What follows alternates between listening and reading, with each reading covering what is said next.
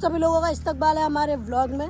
तो मैं अभी जहाँ जहाँ मैं जा चुका हूँ वहाँ दोबारा जा रहा हूँ, क्योंकि मैंने जब यूट्यूब अपना करियर शुरू किया था तो शुरुआत में अपने आसपास की जगहें घूमी क्या थी, मैंने केवल आप लोगों को दिखाया था कि ये देख लीजिए।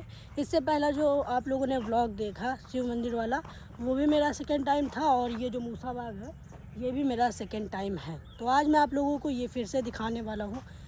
वैसे मैं यहाँ पर एक बार पहले आ चुका हूँ। जब मैं आया था यहाँ पर तो मैंने केवल जो मेरी ऑडियंस थी उस समय की, शुरुआत में 50-60 लोगों को केवल ये दिखाया था कि ये देख लो, ये हालत है। उस वक्त ना मुझे इसके बारे में इतिहास पता था और ना ही इसके बारे में मुझे कुछ पता था। लेकिन जैसे जैसे मैंने वीडियो क्रिएशन अपना शुरू किया और फिर मैंने इसके बारे में थोड़ी रिसर्च की, जाना, किताबें पढ़ी, तो मुझे इसके बारे में पता चला और मेरे अंदर एक सवाल जगा कि एक बार क्यों ना फिर से घूम आया जाए और एक बार फिर से दिखा दिया जाए। अब तो लगभग मेरे लोग 5000 के आसपास तो आ ही जाते हैं। अगर कोई वीडियो वायरल हो जाए तो मैं आप लोगों को ये फिर से दिखाने वाला हूँ, इसकी भव्यता, इसकी सुंदरता और इसकी हालत। तो हम सभी लोग जानते हैं कि लखनऊ एक शानदार ऐतिहासिक शहर है। लखनऊ में बहुत सारी चीज़ें हैं, पुराने स्मारक हैं, पार्क हैं, और उसी में से मैं एक चीज़ घूमने आया हूँ जिसका नाम है मूसा बाग। ये मेरे दिल के बहुत ज़्यादा करीब है और मेरे घर के भी, क्योंकि ये पास का एक ऐतिहासिक जगह है जिसने हमारी क्रांति में और हमारे इतिहास में एक बहुत महत्वपूर्ण भूमिका निभाई है। और यहाँ की आप लोगों ने कई वीडियोस भी शायद देख रखी होंगी, क्योंकि लखनऊ के जितने भी क्रिएटर थे वो अब यहाँ पर आ जाते हैं, क्योंकि बगल में अब पार्क बन गया, अटल पेड़ा पार्क। तो जो वहाँ वीडियो बनाने आता है वो यहाँ भी वीडियो बनाने आ जाता है। इसीलिए आप लोगों ने यहाँ की वीडियोस देखी होंगी। वो केवल डांस करते हैं या फिर ऐसे ही थोड़ा डायलॉग वगैरह बोलते हैं, लेकिन मैं आप लोगों को इसको पूरा दिखाने वाला हूँ और इसका इतिहास बताने वाला हूँ। तो जैसा कि एज यू कैन सी, आप देख सकते हैं कि इसकी हालत बहुत ज़्यादा खस्ता हो चुकी है। इसको मैं एबेंडन बिल्डिंग कह सकता हूँ आसानी से, क्योंकि ना ही यहाँ पर काम हो रहा है और ना ही इस पर प्रशासन की नज़र है। नज़र गई होगी तो आंखें बंद कर ली होंगी, तभी तो इसको कुछ रेनोवेट नहीं करवाया। वैसे रेनोवेट करवाने की कोशिश करी गई थी 2014 के आसपास, लेकिन फिर इसको क्या रेनोवेट किया जाए भाई, ये बहुत ज़्यादा पुराना है। तो अभी मैं धीरे धीरे ऊपर चढ़ रहा हूँ और यहाँ पर मुझे जो दीवारें दिखी हैं उन पर मुझे नक्काशियाँ देखने को मिली हैं। लखनऊ में डिज़ाइन बहुत ज़्यादा फेमस है, फिर चाहे वो चिकनकारी की डिज़ाइन हो या फिर कोई और डिज़ाइन हो।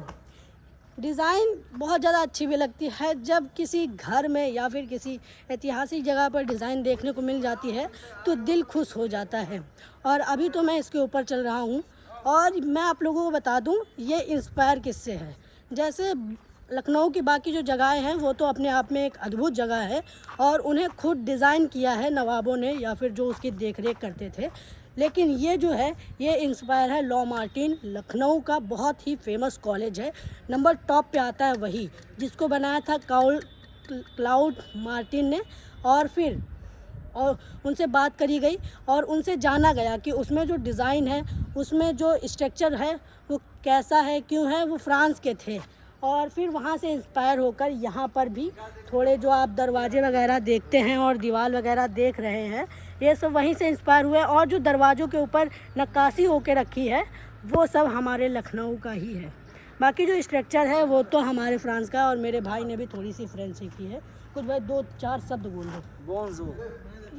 ये तो हमको पता है, बोंजो पॉक दो, कुछ डिफ़िकल्ट वर्ड, क्रिटिकल वो बाद में बताएंगे भाई। गूगल कर लेना। मेरे भाई ने सीखना शुरू किया था यार, फिर क्या करा जाए, सीख नहीं पाया। बहुत मारे जाओ, चलो काम करो अपना। सर्टिफिकेट है? सर्टिफिकेट अभी मिला नहीं है, बस सीख नहीं पाया भाई। अगर सर्टिफिकेट है और तुमको कुछ आता नहीं तो फ़ायदा क्या। थ्री इडियट देखी है क्या? उसमें आमिर खान कहता नहीं है कि एक्सीलेंस के पीछे भागो और सक्सेस झक मार के पीछे भागेगी, और ये डिग्री के पीछे भाग रहे हैं और सक्सेस के पीछे भाग रहे हैं। बाकी मैं यहाँ पर ऊपर खड़ा हूँ, यहाँ कोई सेफ्टी नहीं है, कोई ऐसी चीज़ नहीं है कि गिरने से बचा सके। बस ये दीवार है जिस पर मैं चल रहा हूँ। मुझे इतना भरोसा है अपने इतिहास कारों के ऊपर जिन्होंने ये बिल्डिंग बनाई है, इतना भरोसा है कि मैं गिरूंगा तो नहीं। जब मैं यहाँ पर फर्स्ट टाइम आया था तो मुझे बहुत ज़्यादा डर लग रहा था, सफोकेशन हो रही थी, लेकिन अब तो यहाँ पर आना जाना होता रहता है, इसीलिए मुझे यहाँ पर डर नहीं लग रहा है। तो मैं आप लोगों को अब धीरे धीरे इसका इतिहास बता देता हूँ। उससे पहले आप ये बिल्डिंग देखेंगे तो आप भौचक्के से रह जाएंगे। अभी भी ये खड़ी है, बहुत साल पुराने हो चुकी है, 200 साल के आसपास है, हो चुकी है। 1803 में इसको बनना शुरू हुआ था और 1804 के आसपास ये बन गई थी। 1 साल के अंदर ये बन गई थी और अभी तक इसके हमें अंश देखने को मिलते हैं। और बाकी तो आप लोग समझ ही गए मैं किसके ऊपर इशारा कर रहा हूँ। और हमारे यहाँ की सरकारें काम करती हैं और 5 साल के अंदर पूरा गायब हो जाता है। ये अभी भी खड़ा है और धीरे धीरे ये गायब हो जाएगा, मतलब कि ये ध्वस्त हो जाएगा, टूट जाएगा, इसका नामो निशान हम लोगों को नहीं मिलेगा। और एक कहावत भी मुझे याद आ रही है, वो मैं आप लोगों को बता देता हूँ कि अब पछताए होत का जब चिड़िया चुग गई खेत। और एक और है, का बरसे जब कृष्ण सुखाने समय बीते तो का पछताने। अब इसको सुधारा जाए, क्या करा जाएगा इसमें? ये देखिए दीवारें टूट रही हैं, अगर इसको बनवाने की कोशिश करी जाएगी, अगर ये पूरा गिर गया तो इतिहास हमारा एक झटके में ख़त्म हो जाएगा। इसीलिए ये ऐसा है, इसको ऐसा ही बनाने दो और यहाँ की थोड़ी बहुत साफ़ सफाई करवा दो और थोड़े गार्ड वगैरह बैठा दो, क्योंकि यहाँ पर बहुत गलत काम भी बहुत ज़्यादा मात्रा में होने लगते हैं। बाकी वैसे जो हम जैसे क्रिएटर आते हैं वो तो गलत काम नहीं करते हैं, लेकिन कुछ लड़के आते हैं जो लड़कियां लेके आते हैं, ड्रग्स यहाँ पर करते हैं, नशा करते हैं, वो उनसे थोड़ा सतर्क रहने की ज़रूरत है, क्योंकि ऐतिहासिक जगह है, बर्बाद हो जाएंगी तो हमारा इतिहास भी ख़त्म होने में टाइम नहीं लगेगा। उधर से तो मैंने आप लोगों को पूरा दिखा दिया है बिल्डिंग कैसी है। अब मैं आप लोगों को टहल टहल के इसका इतिहास बता देता हूँ। तो इसका निर्माण हुआ था 1803 से 4 के आसपास, कोई फिक्स डेट नहीं है, लेकिन हाँ ये है कि 18वीं सदी में इसका निर्माण हो चुका था, जिसको बनवाया था शहादत अली जी ने। और जो इसकी जिनकी देखरेख में बना था उनका नाम था आज़मुद्दौला, जो कि उनके बहुत ही प्रिय और बहुत ही ज़्यादा अच्छे थे। किनके? शहादत अली खान जी के। वो बहुत ज़्यादा उनको मानते थे, बहुत ज़्यादा भरोसा था शहादत अली खान जी को आज़मुद्दौला पर। इसीलिए उन्होंने इसको बनवाने का निर्णय, जो भी कारोबार था, जो भी काम था, सब उनको ही दिया था।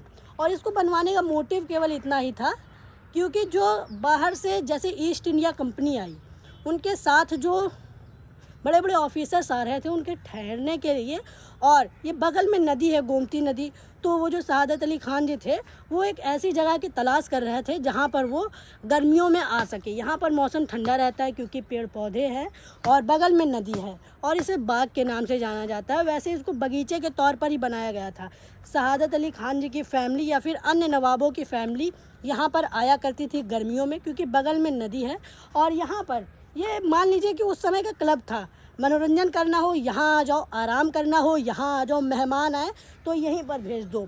तो जब ईस्ट इंडिया कंपनी के बड़े बड़े ऑफिसर्स आए थे तो सबसे पहले उनको रेजिडेंसी ऑफ़र नहीं करी गई थी, उससे पहले उन्हें ऑफ़र करी गई थी ये मूसा बाग बिल्डिंग। फिर उन्होंने कहा कि इतने में कौन रहेगा भाई, ये तो छोटी है और हमारे परिवार बहुत ज़्यादा बड़े हैं, हमारे ऑफिसर्स आएंगे तो वो कहाँ रह पाएंगे। इसीलिए उन्होंने रेजिडेंसी चुनी थी।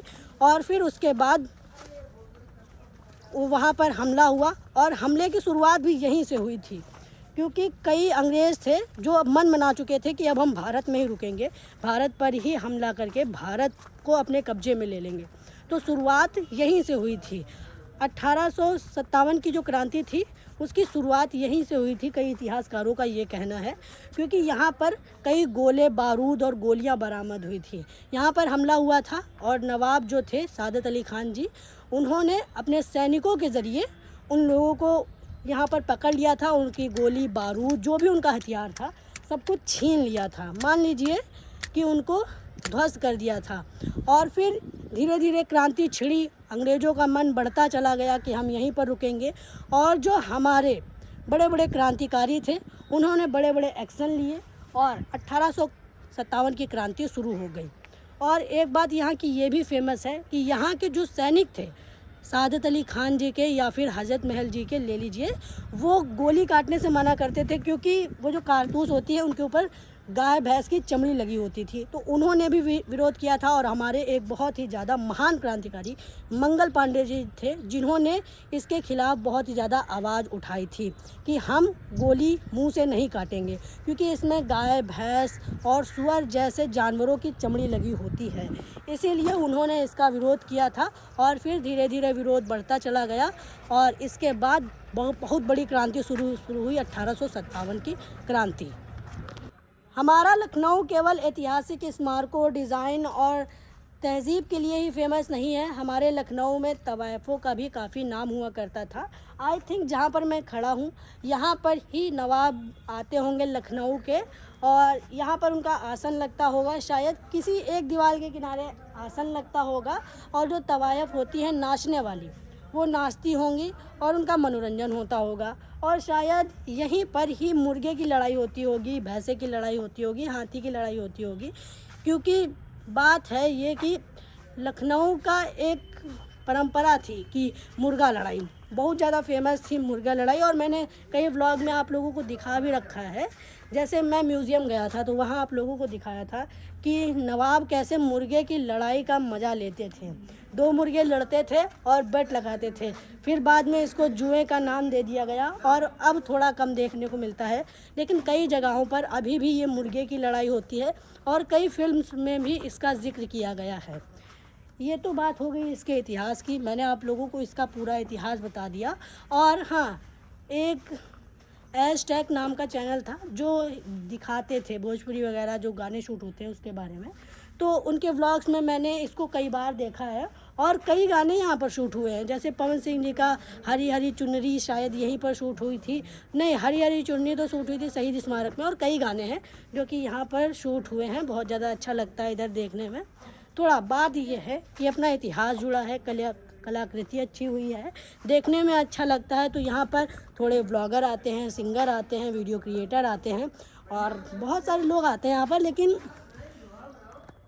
हालत बहुत ख़राब हो चुकी है इसकी। मुझे लग नहीं रहा है कि ये ज़्यादा दिन तक चल पाएगा, और अगर ये गिरा तो देख लेना कितनी बड़ी न्यूज़ बनती है। और इधर ये देखिए लखनऊ है, वो लखनऊ में लखनऊ के जितने भी स्मारक हैं उसमें आप लोग गुंबद देखने को मिलेगा, और यहाँ पर भी गुंबद है, एक ये गुंबद है और एक उधर गुंबद है, और इसके पीछे भी कई जगहें हैं जो मैं कभी और आके आप लोगों को दिखाऊंगा। धूप बहुत ज़्यादा हो रही है, मेन मोटिव मेरा यही था कि आप लोगों को मैं इसके बारे में अवेयर कर दूं, क्योंकि ये अपने लखनऊ के एक बहुत ही फेमस जगह है। इससे हमारे बहुत सारे संबंध जुड़े हैं, फिर चाहे वो 1857 की क्रांति हो, या फिर हमारा नवाबों का इतिहास हो, या फिर हम लोगों को किसी ऐसी चीज़ के बारे में जानना हो जो शहादत अली खान अशफुद्दौला से जुड़ी हो। समझ गए आप लोग। और अंत में मैं केवल इतना ही कहना चाहता हूँ, आजकल लोग इसे मिज़ियर पैलेस के नाम से भी जानने लगे हैं, बुलाने लगे हैं। उन लोगों का कहना यह है कि क्लाउड मार्टिन जो थे उनसे इसका ताल्लुक़ है। हाँ, माना कि उनसे डिज़ाइन ली गई, लेकिन ये नाम मुझे सही नहीं लगता है। मेरे हिसाब से इसका नाम मूसा बाग पड़ा है, इसलिए क्योंकि इस्लाम में एक नबी हुए पैगंबर मूसा, उनके नाम पर ये पड़ सकता है। ये कहानी मुझे थोड़ा सही लगती है, इसमें थोड़ा तर्क लगता है, बाकी उनसे कोई संबंध नहीं बनता है। मैंने आप लोगों को बताया इसका पूरा इतिहास मैंने आप लोगों को बताया। बाकी ये व्लॉग यहीं तक। व्लॉग देखने के लिए धन्यवाद। Thanks for watching. Bye bye, सब्बा खैर। आप लोगों को एक बार मूसा बाग आना चाहिए अगर आप लोग लखनऊ का इतिहास जानना चाहते हैं।